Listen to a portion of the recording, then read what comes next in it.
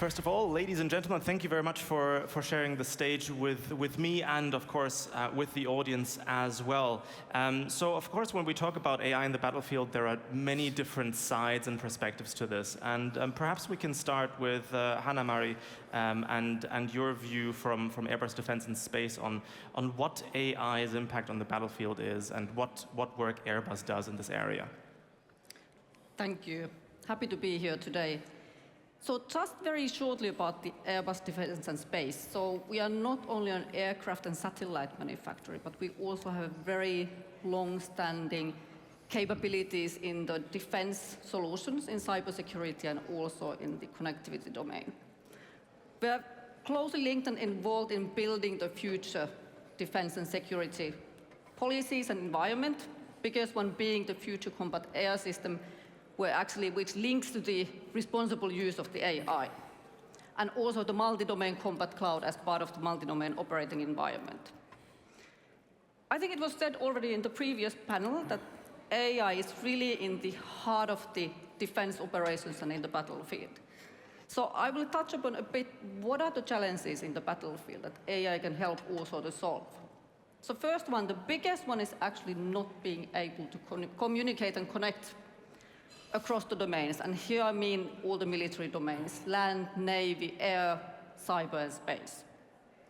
And actually this leads to another challenge, not being able to quickly enough react and analyze the incoming data in order to distribute that to the battlefield. So to respond to these challenges, we actually need a digitalized, agile, and collaborative battle space across all the domains. It means seamless connectivity, multi-layered cybersecurity solutions, and advanced application layers for all the domains. So actually, in the simple terms, having the right information with the right asset at the right time. So what the military operations in the future require, a very strong IT backbone from the headquarters to the tactical edge, allowing the information sharing within and across the domains, EU, NATO level, national level, but also merging the multiple sensors, giving the high integrity of the situational picture, and coupled with the role-based validated information with timely automated processing of the big data. So this will actually enable the manned and unmanned teaming intelligence and collaborative combat, and that's really the key for the future war fighting. And we already see that now today. And another key factor is the distributed control as part of the command and control when really dealing when unexpected events happen in a very fast-paced environment. So what does it mean for the cybersecurity? And I think my colleagues here on stage will come more on detail on that. It means a security by design holistic approach. So hard integrity and authentication measures, end-to-end encrypted communications, and multifaceted dynamic cyber protection, and which this kind of agility really requires.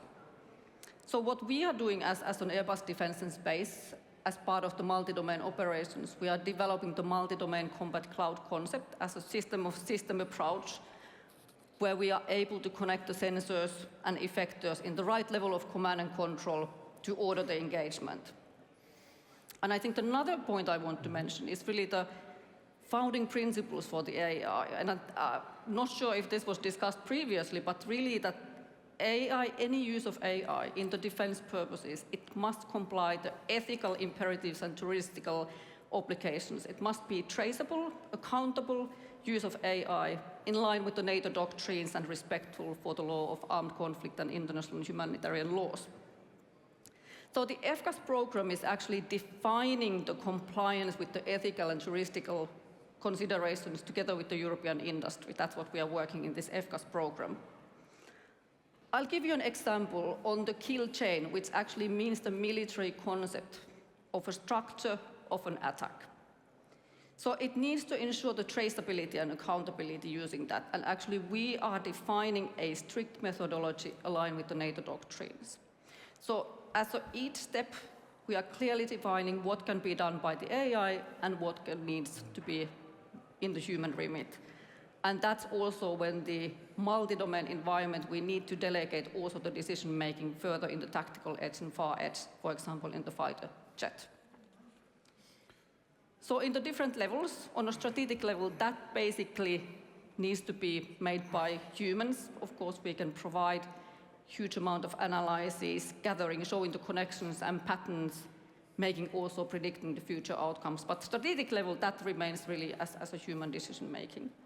On the operational level, we see a lot of benefits. In simulation, the course of action, targeting, accelerating, and monitoring, as also one of my perimeters is the satellite data. We are using the data and analytics also, for example, monitoring the enemy movements and positions.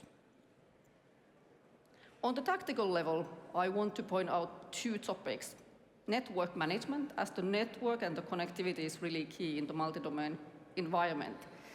So today, the networks are mainly fixed, and the connectivity is limited in the battlefield.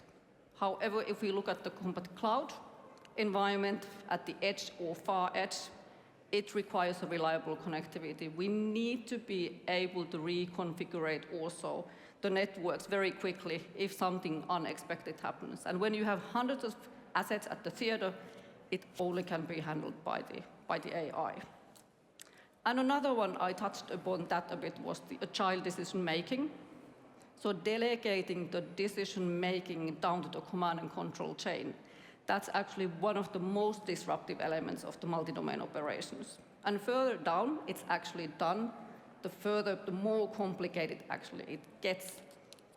And this kind of a decision-making of these multi-domain force packages, for example, the fighter plane or helicopter or the command vehicle, it actually only can be done assisted by the AI.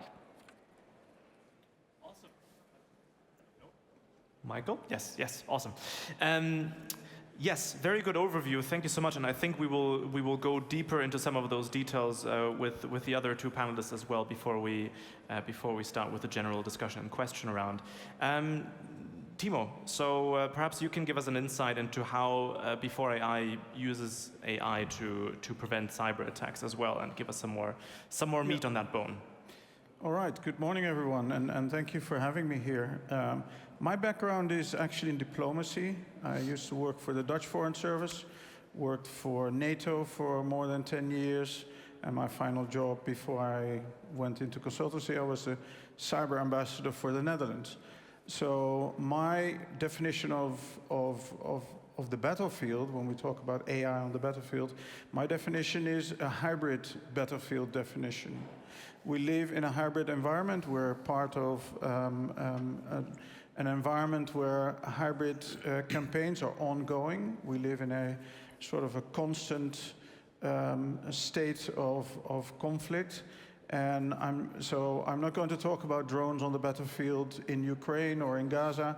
I'm going to talk about very much what are the battlefield that we live in, the hybrid environment, and how we are being attacked on a daily basis, either by state actors or by criminal organizations or by proxies that lend themselves for attacks on behalf of state actors. And all these forms of crimes and the endless challenges that we face lead to loss of data, of undue influence on our democratic processes, on VIP and brand impersonation, privacy breaches, etc. You can read it in the newspaper every day. And the problem today is that we have an expanding threat landscape and a widening attack surface because of all those different new applications that come online every day. And many of the things that we experience today can either be just common crime or they can be part of a hybrid campaign. Now, the problem so far is, in every role that I've been in, I've experienced this, whatever we do, it's always going to be reactive. First, the breach has taken place, then we're going to try and plug the hole. First, we see a ransomware attack, then we try to counter it, and so on. Now, the interesting part of BforeAI, and I'm affiliated with them as an advisor on a part-time basis, is that this is the first, or at least one of the first players that actually produce predictive threat intel. they're able to predict who is going to attack you or your brand or your company in the next 90 days. This sounds like Back to the Future. It sounds like a film that some of you may have seen, Minority Report, a long time ago, where actually you're being identified as a criminal before you even committed the crime. But it's actually, to a certain extent, today it's possible. So how do they do it? They take snapshots of the internet every 10 minutes, and literally the entire internet. They produce about 15 terabytes of metadata every day, so that's a lot of data. And they basically observe changes in infrastructure across the internet, which produces a number of indicators that goes into their AI algorithm that holds 4 billion malicious behaviors. So now we're going to skip a lot of the technical details because that's something I don't understand either. But at the end of the day, it will produce suspicious infrastructure, suspicious behaviors that they can point to and either give a threat intel feed to their clients, or when it's about either brand protection or VIP protection, they can actually take down the domains that are about to attack. So this is an interesting trend because, for example, they have a couple of clients in Africa, African governments, where VIP impersonation is big, either for influencing the electorate or for schemes that are trying to defraud people. And they're actually protecting real-time big companies like Meta, like Bloomberg, like a lot of banks, including one or two here in Estonia. And they're remarkably effective because they have a false positive rate of 0.05%. So all those predictions that sound like futuristic, they are actually very accurate, and they produce a threat intel feed, and in some cases direct protection that is very accurate. So what I wanted to highlight, and I'm going to keep it short, is that I think the future trend in cybersecurity on the hybrid battlefield is very much about prediction and preemption. That has a couple of interesting effects. First of all, of course, you can predict and preempt attacks, so prevent damage to take place. But it might also have a deterrent effect. It might be the case that attackers know that their efforts are fruitless and they will turn elsewhere. With some of the commercial clients, BforeAI has already seen that attacks simply stop on certain banks because the attackers know that it's not possible. For that, they have formed a takedown coalition with DNS resolvers, registrars, the global scam alliance, that are actually able to prevent these things.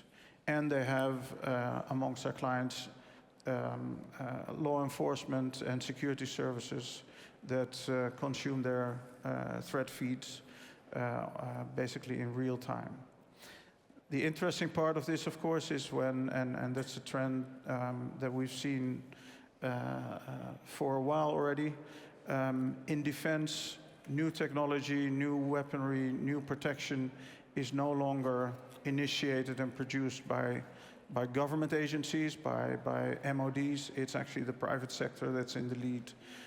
So I think that's a good segue to the next speaker, who's going to talk about interaction with MOD, if I'm correct. Thank you. Absolutely. Thank you very much also for both the Back to the Future and Minority Report reference. I would want to ask a very quick, spontaneous follow-up question. We're talking about AI deterrence effectively. Do you have to have a public list of clients, I guess, to deter potential miscreants? Because you've got, I don't know, at what level are criminals aware or attackers aware that a client may or may not use, whether it's a government or an organization, may or may not use BforeAI? So, some of the clients actually advertise and put the logo on their website and say, don't try. Protected by BforeAI. But if you have a criminal organization and you have created a number of domain names that you're going to either to impersonate a brand or you're going to attack a company, and you figure out up to 10, 20, 30 times that actually those domain names are taken down even before you put content on them, then you're going to go somewhere else. Because actually creating the infrastructure to organize an attack takes money, takes effort. Yeah. Thank you. Michael, I mean, the segue was already made. My segue happens to be worse now, it seems. You're the CEO of 3Solutions. How does what you do fit into the wider panel discussion about the practical and ethical implications of AI? Sure, thanks very much. So yes, Michael Hampson, CEO of 3Solutions. I'm also the global lead for cyber for Nortel, who are headquartered here in this fine city of Thailand. So thank you for having me onto this panel. I've spent the last 25 years working in this industry. 3 has spent 13 years working with our central government as customers. That's in the Ministry of Defence, our National Crime Agency, and in critical national infrastructure such as the Bank of England. So we've got a wealth of knowledge and experience.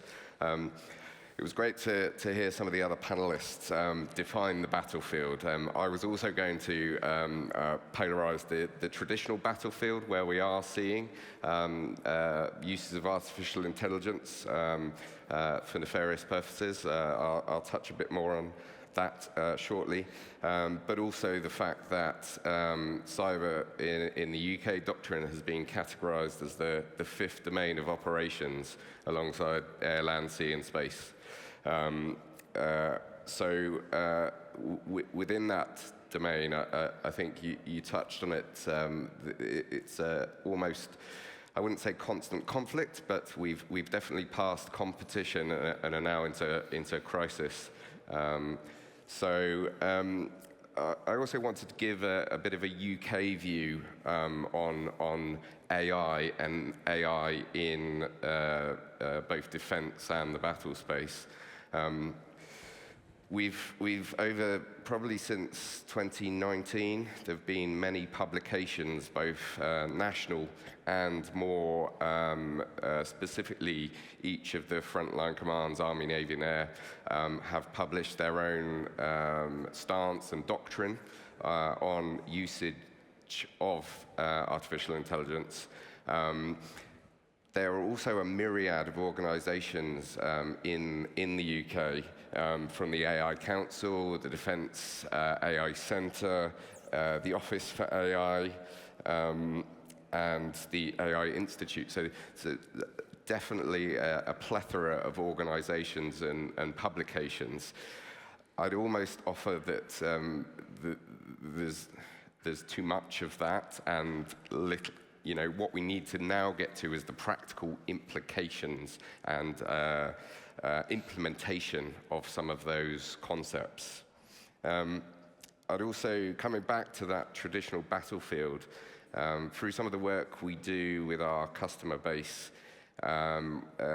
in likes of threat intelligence sphere, we have seen the adversary starting to weaponize AI.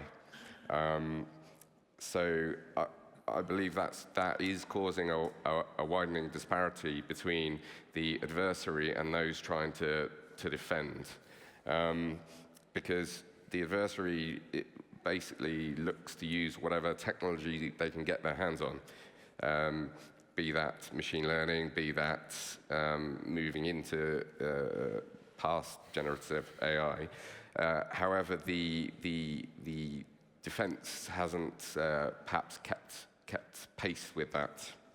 An example that we've seen in the current conflict is use of the likes of ChatGPT by adversaries to not carry out AI-based attacks, but to expedite their advance towards their goal of compromise. And a recent example I saw around that was using those technologies to look where operational technology systems were connected to the internet and perhaps unprotected. So interesting use case. The other one I've seen is more of asymmetric warfare, where a cyber, potentially AI-enabled attack is being coordinated with a kinetic traditional warfare. So another interesting development there. From a defensive perspective, we have, as I said, worked with UK defence for a number of years. I think the challenge there is there's a lot of legacy systems, and AI is predicated on data. So having the right data, clean data that's able to be used. And I think that's a really big challenge for defence across various nations. We have worked with the UK defence, a fairly small project, but to implement a large language model to help with decision support and decision advantage. And that's, I guess, a first use of AI I've seen actually in core protective systems. The other thing that I'd caution against is a lot of vendors out there are now claiming their product is AI enabled, and definitely something that needs to be watched. However, I thought I'd end on a more positive note. I think there are some great advances in both thinking and technology. From a UK perspective, our National Cyber Force, which is the UK's offensive cyber element, have been the first nation to publish their code of ethics on both offensive cyber and use of artificial intelligence in that. So I think that's quite a positive step forward. But I guess probably a call to cyber and AI leaders and policymakers that we need to force a step change in our defensive posture, because that gap, that disparity that I talked about earlier is only getting bigger. And while the other panelists have talked about the ethics, and that is absolutely important, I think the Prime Minister spoke this morning about not over-regulating, and I think it's a fine balance that we need to achieve. So in closing, then I think we need to ensure that we have ensure resilience in our systems, and to try and make cyberspace not the easy target, and almost attempt to force or to fall back to force. You know, an adversary wants to do something, you know, force them into that kinetic space rather than operating in sub-threshold cyberspace. So, yeah. Awesome. I mean, there's plenty of stuff to. I think we can stretch this beyond the 13 minutes that we have left. The first point that I found very important to raise, that you mentioned as well, was all of those different advice councils on how to use AI. It sort of reminds me of the saying that a camel is a racing horse designed by committee. So, you know, too many chefs spoil the broth. And of course, when we talk about the general shift in posture with regards to the use of AI from a defensive and primarily reactive foundation to a more ambivalent approach, I will be very curious to hear actually from all three panelists how you see these developments, whether it is in a particular country where you can make a specific reference, such as the UK, but also more widely if we talk about the European perspective at the moment, especially the American perspective, if you have some insights. I'll be very curious to hear on how you view the political appetite in this area developing. Do you want to start perhaps, and then we work ourselves back? Yep, certainly. So, as I mentioned, the UK has been in this space for quite a while, and there is quite advanced thought leadership, I would say. I'd be interested to hear from the other panelists more of a European perspective. I know, obviously, I was over at a conference in Montreal a couple of weeks ago, and I know there's a lot of development in the AI space in Canada. So really interested to hear from the fellow panelists about more European perspective. Timo, I think the Dutch perspective is also quite interesting, especially with Mr. Rutte now in NATO. So maybe you can give some insights. So Mr. Rutte is no longer Dutch. He's now NATO. But let me give you some background of what I experienced at NATO, let's say between 2010 2020, in cybersecurity, let alone what the tools were to protect ourselves, which is now clearly AI is part of the toolbox. The definition of what we needed to protect has grown exponentially. In the beginning, we were starting to think about, okay, we need to protect our desktop computers in the headquarters and maybe our command and control systems, and that's what we defined at NATO as cyber security. And the same was, to a certain extent, the case in all those capitals of all those allies. The next step was wondering, okay, but hang on, we need to also protect our critical infrastructure, our military infrastructure, our government infrastructure, etc. And then we realized that the definition of critical infrastructure needed to widen significantly, that our critical infrastructure would also include our power grid and our banking system and our water supply, et cetera, et cetera. So the definition of what critical infrastructure was grew.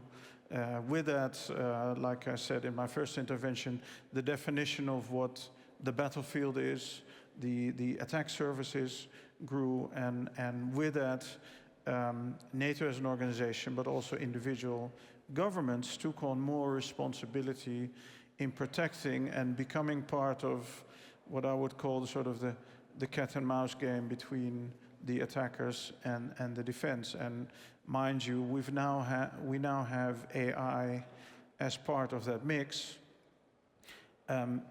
In defense, you're always, let's say, on the back foot. The attacker always has an advantage because you can shoot with a wide gun and see whatever you hit. And if you hit something, that's great. If you're on the defense, as soon as one of those things hits, you're losing. So that becomes it much more difficult to defend successfully, to defend convincingly, because resilience of your society is also very much about what people believe in, whether they're secure or not. And in that sense, coming back to my first intervention again, if you can, in that mix, can add predictive and preemptive capabilities to your toolbox that will give you a slight advantage in that cat and mouse game that will go on for sure, and that we haven't seen the end of yet. Yeah, I mean, in general, we see, I think traditionally Western democracies have been quite happy to focus on not even just reactive, but also completely passive efforts, such as whether we talk about digital resilience with the population in general, and more defensive posture in particular. Yeah, Hanna-Mari, what is your view on the appetite, I suppose, specifically in Europe, but perhaps any other areas that you can shed some light on as well?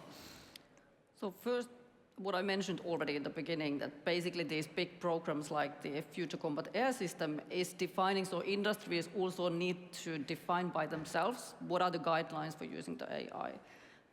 Then also taking what Timo mentioned, and I think that was mentioned also in the morning by the Google presentation, that as the threats are becoming hybrid and let's say the boundaries are blurred, we need much more this private public partnership models, of making sure that we really tackle the race of the Alice in the Wonderland, the rapid speeding up, twice catching up also on the attackers and these new models that are developed by the adversaries. So making sure that we are able to compete in that, we really need to work together, and not just country by country, but also more as a Europe to make sure that we are in the right speed. We've had a tiny bit of snow coming in overnight. Christmas is drawing closer and closer, just over a month away. If we could put something on the wish list for the future of usage of AI on the battlefield for the coming couple of years, what are you wishing for in the area of public-private partnership? Is it a matter of, again, political awareness? Is it a question of procurement speed and quality, which was also raised previously? Where exactly are the current blockages that you see in your work? Well, for sure, the procurement is one of the topics.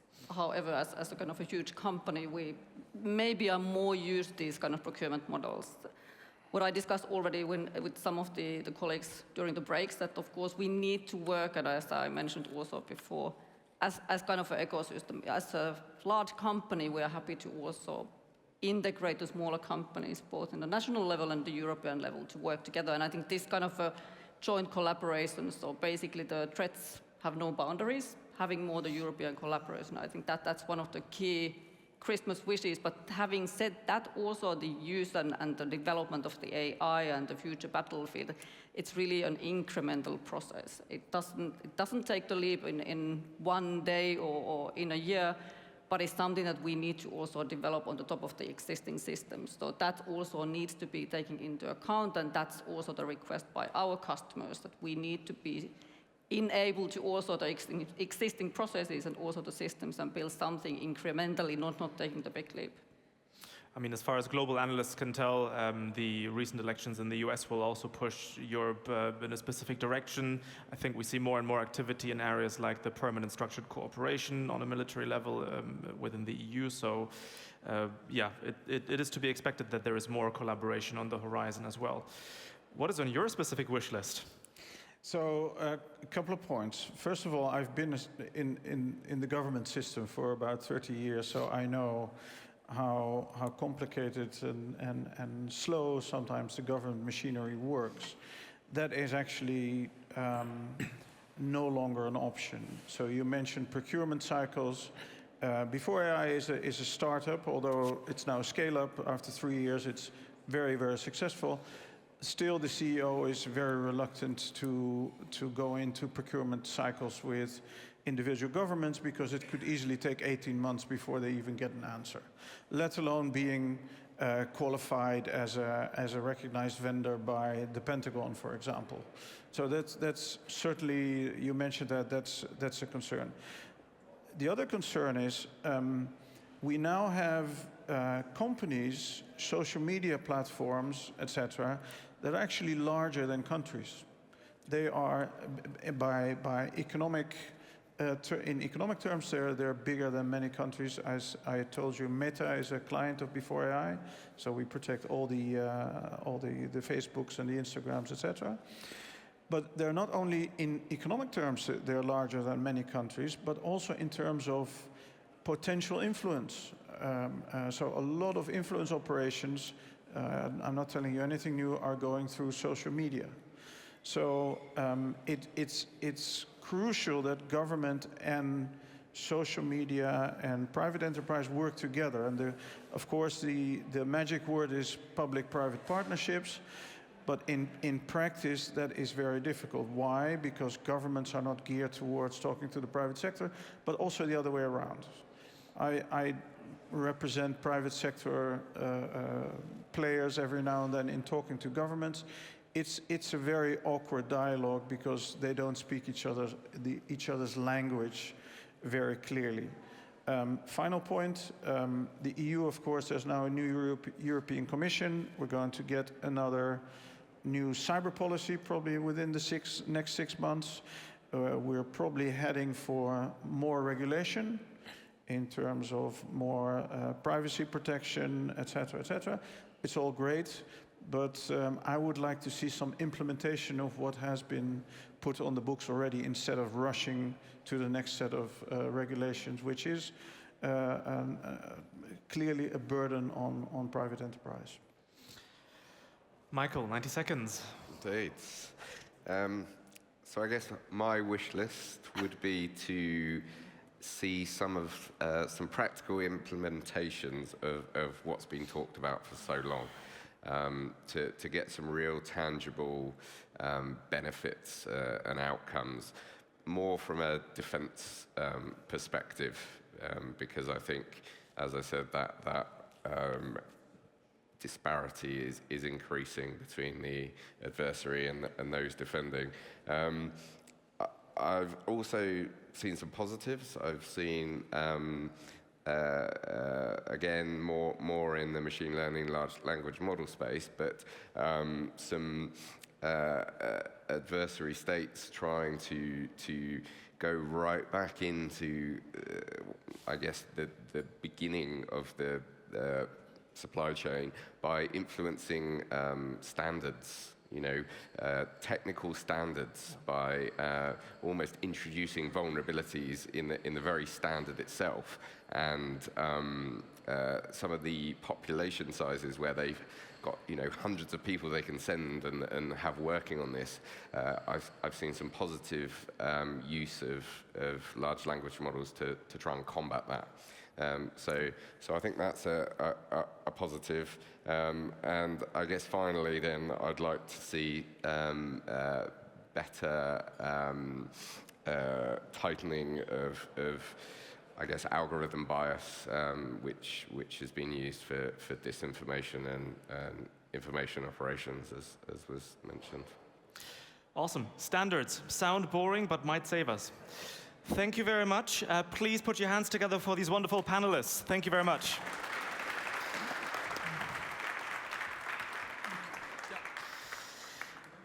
And now I have the pleasure of welcoming to the stage for a keynote address on blood, sweat, and tears, innovating on the front lines, the co-founder of Pulse, Fedir Serdiuk. Please welcome him to the stage.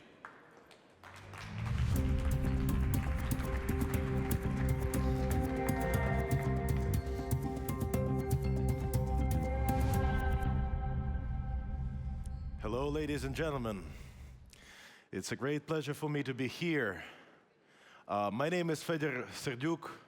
I'm working on the field of defense innovations for over 10 years. And I was very happy to get contacted by the organizers who said, look, we want you to come to Estonia and to tell us just about what you do currently. But it's not an easy job to make a screenshot or a snapshot of what you're doing. So for me, it's much easier, keeping in mind that we are active in private sector, but also we advise government, and we work with the government and military to innovate together, to tell you a few stories. So I will tell you 3 stories today about how do we innovate in the front lines in Ukraine. I believe that conclusions would be some powerful thing, but there are no conclusions yet because the fight is not over. There are observations. So I will share some of the observations, and what I can promise is that you will understand the inside of innovating for the front line, for the fight, a little bit better. So the first story is the story of a soldier, a seaman of the Marines, who heard a loud noise of an engine of a drone and then heard an explosion. He felt enormous pain and lost his consciousness. That happened in the southern Ukraine. His surname was Tuovinen. And he opened his eyes. An hour after, he saw bright lights and a catheter going to his vein, and the blood was flowing to his vein. And actually, when I heard this news, I was happy. You will ask, why are you happy? The person got injured. I'll tell you. Since the beginning of 2024, we, with the team of Pulse, our charity fund, which is called to develop tactical medicine, we're working on the blood transfusion project in Ukraine. And this was the very first deployment of direct blood transfusion, the whole blood transfusion, from the Marine Corps. That was announced exactly a few days ago, 4 days ago, on November 14. So actually, it's a huge, huge victory for us and for survival of Seaman Pivdenny. But is this a real innovation? I want to address this issue head-on. If we consider that the first blood transfusion was made in 1818, and the military blood transfusion were done since the World War I. And yes, I believe this is a large innovation. Because according to Oslo Manual, the innovation is a new practice which was never done in these circumstances with these people, with this consumer, which was delivered to them as a process or a product and made available. So formally, it is absolutely a very innovation. Then an important thing is who does this? An NGO together with the government, together with the military command. Where it happens directly in the front line, and with whom it happens. It happens with the fighting unit, which is considered the toughest audience to innovate inside of. And another thing which makes this innovative is the infrastructure for donor relations, literally a customer relationship management system, which Donor UA, a Ukrainian organization, built behind of it, and very high technology solutions to keep the blood safe and cold, and then store it, and then warm it up to deliver to Seaman Pivdenny's veins. Getting this done took us to work in the sector of combat medicine for 10 years. We developed a private company, and then we developed a charity fund, which became one of the largest military medical training institutions, with 32,000 of personnel, Ukrainian personnel, to be trained since the large-scale invasion in 1,000 days, literally. We were feeling that we are doing not enough. And this is a very important feeling when you feel that you can perform better. And we started to look for a new solution. So if we were working to control blood flow to stop the bleeding, that we started working on a different way to refill the volume of the blood of the patients. Our experience, research we had an access to, and the common sense gave us a clue that we have to focus on transfusing the blood. That's what we did. And we had the best world's expertise, the TOR organization, to advise us. And then we had military people to help us to design this project. And the project was to bring the blood transfusion as close to the front line as possible, to the stabilization points or evacuation points. So basically, we started this project with building meaningful partnerships. We trained, supply, and supported 4 big brigades and the Special Forces unit, and we deliver online and offline tools for the support. We built the logistics, the flow of blood towards the front line, and we were campaigning for the people to donate blood, so we have some blood to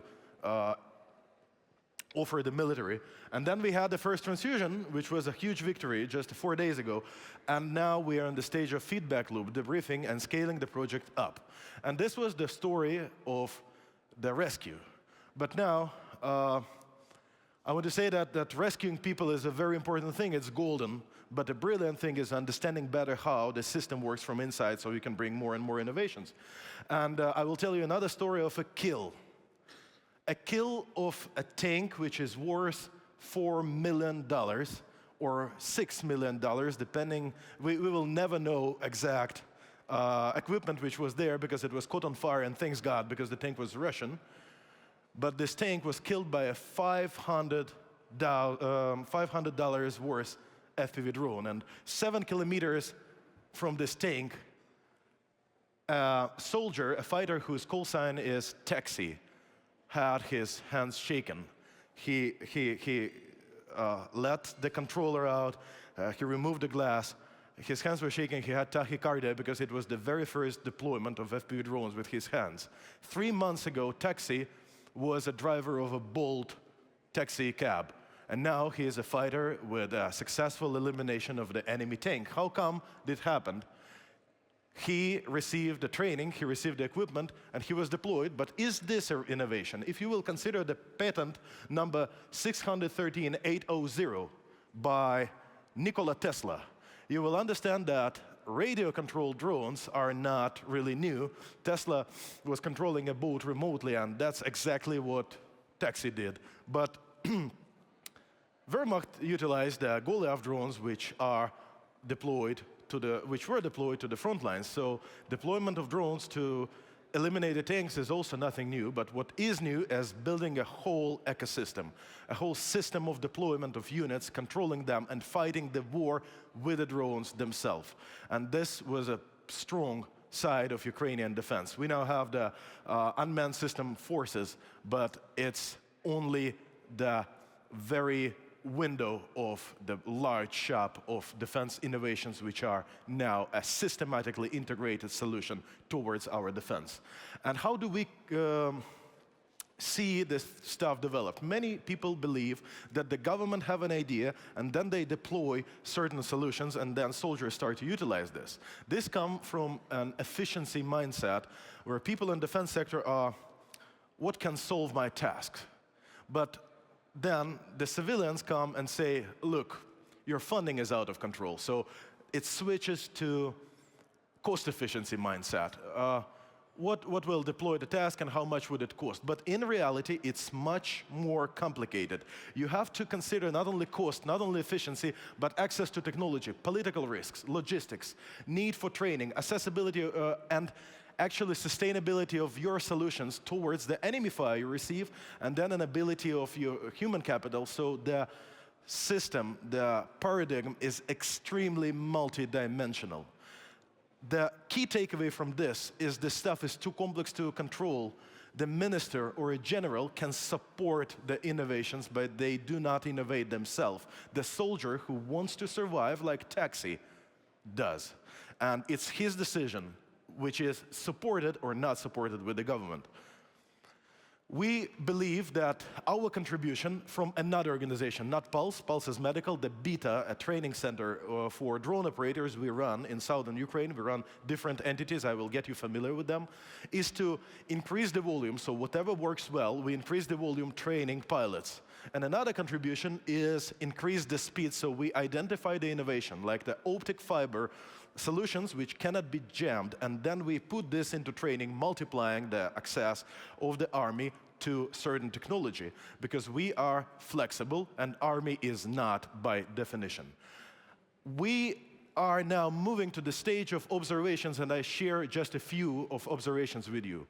In my humble opinion, the most important questions for the innovator is why. If you know your why, if you have this feeling that I'm doing not enough, you will succeed no matter what resources and what difficulties you have. If you don't have the answer for the question why, then you can just go home and stop trying to do any defense-related innovations. The war in Ukraine is a very challenging stuff. It's a tragedy, but it gives us, Ukrainian citizens, a very clear why. Innovating during the wartime is harder because you have a very limited human capital. A lot of people got killed, injured, or left the country. A lot of people are deployed. A lot of people are busy with surviving or doing some other important stuff. But also, the remaining people are in danger. Limited resources, money, time, blood itself. It's a very big challenge, but the distraction of the stakeholders is even a bigger challenge. You are discussing something with a person, then he received an order and he leaves, and you see him next time in 6 months, and you can really not trust the remote communication, so you have to travel 1,000 kilometers for a 15 minutes long conversation. Then the price of the mistakes is higher. The price of the mistake is a life. But it's also easier. You have a clear why, you can motivate the people to work for you. You are powered, no matter with what, with guilt, fear, hate, love. You are powered with the most notorious, most serious fuel in the world. And the cowards don't mess around. So the people who are here just to receive their salaries, they are too afraid to come there where you're actually innovating. So you have the work environment of the people who are 100% dedicated. Relaxed requirements and bureaucracy also helps, and then magic happens. With this, I mean, obviously, partnership. The defense system is very strict stuff and very, I would say, exclusive, but in times of war, every actor has their own role. Public sector can be disciplined, can scale up, can bring resources, they provide the justice for the society. But the private sector is flexible, so everyone should find their own role. The most important slide here, I believe, is the partnerships, which are critically important. I will show you the map of partnership from Pulse, our charity fund, which has partners who fund the project, like Vodafone or telecom corporations or corporate governance association. The policy which is provided by the Ministry of Defense and Ministry of Health, they are our key stakeholders. The equipment which are brought from Ukrainian and international companies, the military who are getting input on this, the TOR organization which provides the guideline, we couldn't accomplish this project if one of these partners would be missing. Another observation is that experience is very, very, very valuable. And in our case, unfortunately, it's paid by blood. My plea to all the international stakeholders, don't wait until you will receive an opportunity to pay for the experience with your own blood. Learn from us. And you always have to have a chair for a military. You need to have an input of the military professional towards every discussion, because that's who will be deploying this technology. The innovation and technology is not synonyms. We use in many cases the technology which is rooted to 19th and 20th century, but we add the digital infrastructure and the new approach towards its implementation. In the end of the day, in our case, unfortunately, it's a win or lose scenario. You innovate or you die, and we choose to innovate. I promised you to deliver 3 stories, and I already told you a story of the Simon Pivdenne and the taxi. The third story is the story we want to write down with you. We are still in the middle of fight, and you also have to be prepared. So we believe it would be an awesome opportunity for us to do whatever we can do together. With our charity fund Pulse, which develops tactical medicine, we would be open to partnership to help our people survive. With our Beta drone training center, we would be glad to have partners who will help us to train more Ukrainian soldiers. With our private company HEAT Medical, we are providing training and advisory to the foreign actors to learn from our medical experience, and MOVA Defense does the same in the military technology. We are open to partner with you, and we have these 3 amazing gentlemen representing these organizations and willing to get some connections. For us, partnerships are critical. That's basically the reason we are here. Myself, I believe that every life saved, every threat mitigated is another step towards the better future. I feel the deep feeling of responsibility towards what we will leave for tomorrow, because I'm not yet satisfied with what I received from the people who lived and were in charge before. And this is only a snapshot of what we do. It might be different next year. There might not be next year for some of the people inside of our country, unfortunately. But what we can bring on the table is belief in innovation, belief in partnership, and 100% of dedication. We know that we either innovate or die. Thank you very much for your attention.